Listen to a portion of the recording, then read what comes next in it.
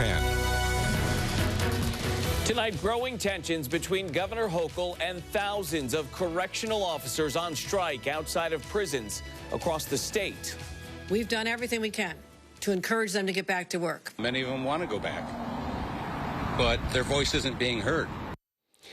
We are now in day 9 of this strike. Good evening. I'm Matt Malloy. Karen is off. Hundreds of corrections staffers have been served with cease and desist orders after striking without their union's approval.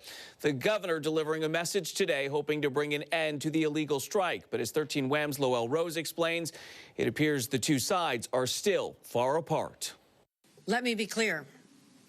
The illegal actions being taken by a number of individuals is putting the entire state at risk. 9 days and counting as thousands of correction officers strike across New York State over concerns about long working hours within state prisons due to staffing shortages. We offered them amnesty after a day or two.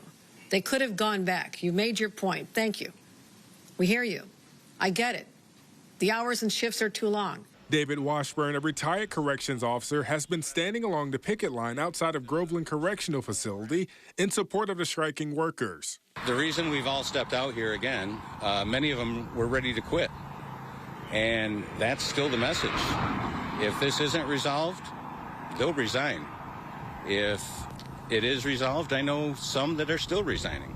He says the governor's remarks Tuesday are proof that she isn't listening to the prison guards' concerns. Many of them want to go back, but their voice isn't being heard.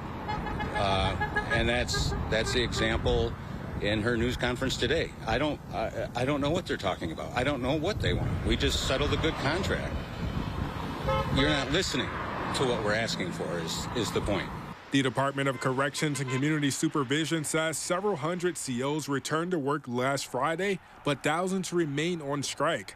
Governor Hochul says state police started serving restraining orders over the weekend.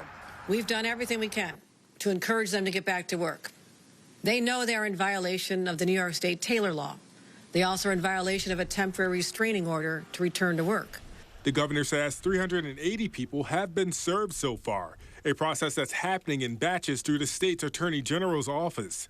The governor says the amnesty offer is off the table for those continuing the strike. 9 out of 10 correctional officers are on this illegal strike, and we will go to get to every single one of them until they return to work. That's our priority, because the safety of those who work in the facility, of the incarcerated individuals, and the large communities cannot be compromised at this point. Lowell Rose reporting for us tonight. Thousands of National Guard members remain deployed, helping to maintain order at prisons throughout the state.